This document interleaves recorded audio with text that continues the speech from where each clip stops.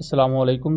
Welcome to conflict cord. दोस्तों, बात आज हम एक इंतहाई ज़्यादा अहम टॉपिक पर करने वाले हैं। ये जितना ज़्यादा अहम टॉपिक है ये उतना ही ज़्यादा सेंसिटिव भी है। तो मेन मुद्दा जिसको हम डिस्कस करेंगे वो ये है कि पाकिस्तान आर्मी क्यों फ़लस्तीन की मदद के लिए नहीं जाती, और क्या वो एक ही वाहिद इस वक्त सोल्यूशन है कि जिसके थ्रू मुस्लिम कंट्रीज़ फ़लस्तीन की मदद कर सकती हैं, और वो सोल्यूशन है क्या। क्योंकि अगर उस सॉल्यूशन को इम्प्लीमेंट किया जाएगा फिर ये पॉसिबल है कि पाकिस्तान आर्मी या कोई भी दुनिया की मुस्लिम कंट्री फ़लस्तीन जाके मदद कर सकती है। लेकिन उसके लिए हमें कुछ बहुत ही ज़्यादा चीज़ों को क्रिटिकली एनालाइज करने की ज़रूरत है, जज्बात को साइड पर रखते हुए। तो दोस्तों, जैसा कि हम इस वक्त जानते हैं कि फ़लस्तीन और इसराइल के दरमियान एक प्रॉपर जंग जारी है। इस वक्त 50,000 से ज़्यादा फ़लस्तीनी इस वक्त शहीद हो चुके हैं, और जो इस वक्त कंप्लीट स्टैट्स हैं वो इस वक्त मैं आपको यहाँ दिखा रहा हूँ, जिनमें 15,000 से ज़्यादा बच्चे हैं। और अभी तक की रिपोर्ट्स के मुताबिक 85% गज़ा में जो बिल्डिंग्स हैं वो या तो कम्प्लीटली डिस्ट्रॉय हो चुकी हैं या पार्शली डिस्ट्रॉय हो चुकी हैं। और इस जंग की शुरुआत हुई 7 अक्टूबर 2023 में, जब हमास ने एक प्रीएम्प्टिव अटैक कर दिया इसराइल पर। और फ़लस्तीन में अब तक वो तबाही फैली है कि जिसको लेकर इंटरनेशनल कोर्ट ऑफ जस्टिस जो है उस तक ने इजरायली प्राइम मिनिस्टर नेतन्याहू को वॉर क्रिमिनल करार दिया है, लेकिन उसके खिलाफ कोई भी एक्शन नहीं लिया जा सका। क्या आप ये सोच सकते हैं कि दुनिया में 50 से ज़्यादा मुसलमान मुल्क हैं और उनके दुनिया की सुपर पावर्स के साथ ताल्लुकात भी हैं, सब कुछ है, अमेरिका के साथ ताल्लुकात हैं, चाइना के साथ ताल्लुकात हैं, रशिया के साथ ताल्लुकात हैं, लेकिन वो आज तक कुछ भी नहीं कर सके, प्रैक्टिकली कुछ नहीं कर सके। इसकी कुछ वजूहात हैं जो इन डिटेल समझने की ज़रूरत है, और हम हर पॉइंट के साथ उसको क्रिटिकली एनालाइज करेंगे। इसके साथ साथ उसकी हिस्ट्री भी थोड़ी थोड़ी बताते चलेंगे। सबसे पहला जो क्वेश्चन पूछा जाता है कि पाकिस्तान आर्मी क्यों नहीं फ़लस्तीन जाती, बिकॉज इससे पहले पाकिस्तान ने बोस्निया की मदद की हुई है। अफ़गानिस्तान में जब सोवियत यूनियन ने इन्वेड किया तब पाकिस्तान ने उनकी मदद की। सो पाकिस्तान का एक ट्रैक रिकॉर्ड है। बट अब क्वेश्चन ये है कि पाकिस्तान आर्मी फ़लस्तीन क्यों नहीं जाती। इसके जवाब में आप सबसे पहले ये देखें कि अगर पाकिस्तान आर्मी फ़लस्तीन जाती है तो आपके मुल्क में जो इतनी बड़ी दहशतगर्द तंजीमें हैं, टीटीपी है, BLA है, BLF है, जिसने कल ही के दिन ईरान के एक शहर में 8 पाकिस्तानियों को शहीद कर दिया है, उनसे कौन लड़ेगा। और ये भी सबको पता है कि इन दहशतगर्द तंजीमों की अच्छी खासी तादाद है, इनकी रिक्रूटमेंट्स हैं, और इनको आपकी जो हॉस्टाइल कंट्रीज़ हैं वो सपोर्ट कर रही हैं। और सिर्फ ये बात पाकिस्तान की नहीं, आप बाकी मुसलमान मुल्कों को भी एक दफ़ा उठा के देखें। इसी तरह हमारे चैनल को क्योंकि ज़्यादातर लोग पाकिस्तान और बांग्लादेश से भी बहुत से लोग देखते हैं, बांग्लादेश की अगर मिसाल ले लें तो बांग्लादेश आर्मी अगर फ़लस्तीन जाती है तो बांग्लादेश के अंदर जो एक अराकान आर्मी का डायरेक्ट थ्रेट मौजूद है, वो डायरेक्टली कहते हैं कि बांग्लादेश के कोक्स बाज़ार के एरिया को अपने अंडर ले लेंगे। इसके साथ साथ कुछ इंडियन बैक प्रॉक्सीज भी रिसेंटली उभर रही हैं, तो डायरेक्ट थ्रेट वहाँ भी है। अगर पाकिस्तान बांग्लादेश को छोड़ दिया जाए तो आपके पास सीरिया, लेबनान, इन कंट्रीज़ की मिसालें हैं। तो ये क्या लड़ेंगी, इनके तो अपने मुल्क के कई हिस्से हो चुके हैं।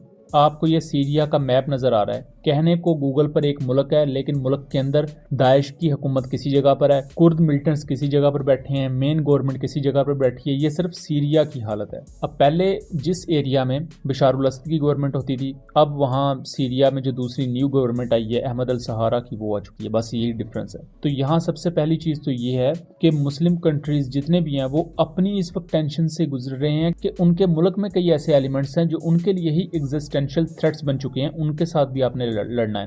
पाकिस्तान की फौज फ़लस्तीन भेज देंगे तो यहाँ के 25 करोड़ अवाम का क्या करना है आपने। फिर दूसरा जो क्वेश्चन ये है कि पाकिस्तान अगर फ़लस्तीन जाता है तो आपको पहले ईरान से गुजरना पड़ेगा, फिर इराक से, फिर शाम से, फिर जॉर्डन से, उसके बाद आप इजराइल तक पहुंचेंगे। तो क्या ये मुल्क आपको इजाज़त दे देंगे कि हाँ जी अपनी फ़ौज हमारे मुल्क से आप गुजार लें। ये कोई मजाक नहीं होता। आपके ये जो अपने मुस्लिम कंट्रीज़ हैं यही आपको इजाज़त नहीं देंगे।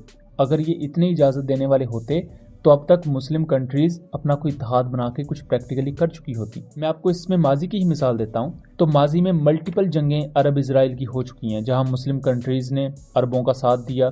उनमें जितनी भी जंगें हुई मुस्लिम्स को शिकस्त हुई, उनमें हार गए। इवन दो का जज्बा भी था, एक सोच भी थी, आइडियोलॉजी भी थी, फिर भी हार गए। उसकी वजह ये थी कि मुस्लिम्स उस वक्त एक तो इसराइल के खिलाफ लड़ रहे थे, दूसरी इनकी आपस में भी बड़ी मुनाफकत थी। आपस में सेक्टेरियन बेसिस पर प्रॉक्सी वॉर्स कर रहे हैं, अपनी तंजीमें दूसरे मुल्कों में बना रहे हैं। और ये जो मैं बातें कह रहा हूँ ऑडियंस भी समझदार है, उन्हें पता है कि किस किस मुल्क ने क्या क्या किया हुआ है। मैं जस्ट आपको 1948 की पहली जंग याद कराता चलूँ, जब इसराइल बिल्कुल अभी बना था, उनके पास कोई ऐसे वसाइल नहीं थे। तब भी जब जंग शुरू हुई तो 75,000 के करीब फ़लस्तीनियों को फ़लस्तीन से ही बेदखल कर दिया गया था और मुस्लिम कंट्रीज नाकाम हुई थी। उसकी वजह यह थी कि लैक ऑफ एग्जीक्यूशन और स्ट्रेटजी अच्छी नहीं थी। जज्बे से मल्टी स्पेक्ट्रम जंगें नहीं जीती जाती। जज्बा तब काम आता है जब आपकी लॉजिस्टिक्स भी पूरी हो, आपके पास वसाइल हों। वसाइल का मतलब ये नहीं कि बहुत ज़्यादा सुपर पावर जितने वसाइल हों, लेकिन इनफ वसाइल तो हों जिससे आपको पता हो कि हमारे पास प्लान ए है, प्लान बी है और हमने एग्जीक्यूट किस तरह करना है, और आपकी अपनी सफ़ों में 2 नंबरियां करने वाले मौजूद ना हो। इसी तरह एक तीसरा बड़ा अहम क्वेश्चन कि जी पाकिस्तान के पास शाहीन 3 न्यूक्लियर मिसाइल है तो वो इसराइल पर मार दिया जाए। कि जी ये गज़ा के हम तहफ़्फ़ुज़ के लिए अक्सर औक़ात लोग ये कमेंट सेक्शन में लिख देते हैं, ये बात कर देते हैं।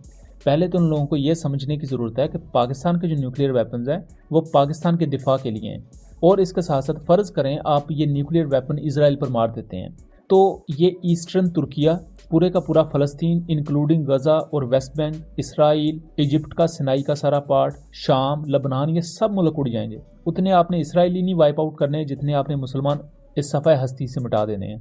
तो न्यूक्लियर वेपन्स को ऐसा नहीं है कि शुरली है जिसे जब दिल किया वो चला दिया, ये डेटरेंस के लिए होता है।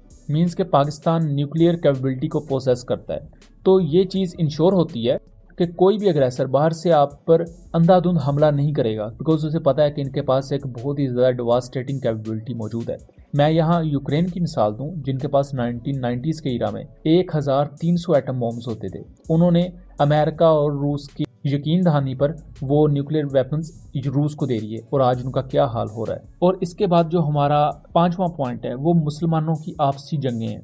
आप कोल्ड वॉर के इरा को उठा के देखें तो ईरान ने अपनी तंजीमें मिडल ईस्ट में बनाई, उसके मुकाबले में सऊदी अरब ने भी ये तालिबान वगैरह को फंडिंग करते रहे, और दूसरी तंजीमों को भी सऊदी अरेबिया फंडिंग करता रहा माजी में, और इनकी आपस में राइवलरी भी चलती रही।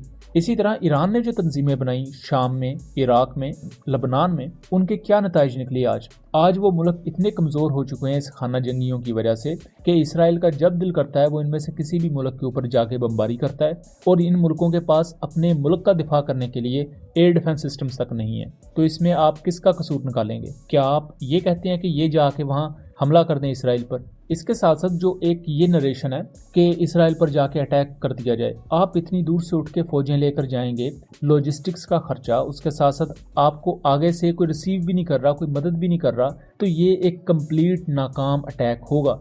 और अक्सर औक़ात ये भी कहा जाता है कि जी हमला नाकाम भी हो गया तो क्या हुआ, हिम्मत तो की। ऐसी हिम्मत का कोई फ़ायदा नहीं होता। अगर आपका हमला ही नाकाम हो गया है, आप अपने मकासद ही हासिल नहीं कर सके, तो उस हमले का क्या फ़ायदा? उल्टा आप दूसरों की जान को मज़ीद ख़तरे में डाल देते हैं। इसी तरह आप हाउथीज़ के अटैक्स को देखें।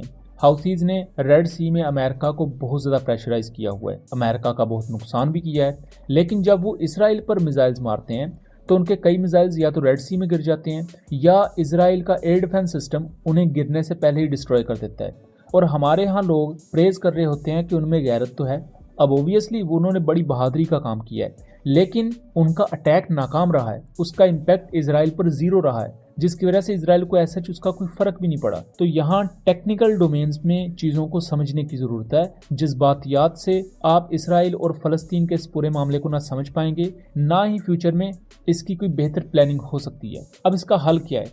इसका एक हल जो हमारी नज़र में है कि जब तक मुस्लिम कंट्रीज़ का आपस में नेटो या यूरोपीय यूनियन जैसा इत्तेहाद नहीं होगा, जो प्रैक्टिकल अलायंस हो, जिसमें आपकी इकोनॉमी भी एक दूसरे के साथ अलाइंड हो और मिलिट्री भी एक दूसरे के साथ इत्तेहाद में हो, तब तक आप फ़लस्तीन तो क्या, आप अपने मुल्कों के लिए भी कुछ नहीं कर सकते। मैं आपको मिसाल देता हूँ कि OIC है, वो सिर्फ मजम्मत कर देती है और दुनिया में किसी को कोई फ़र्क नहीं पड़ता।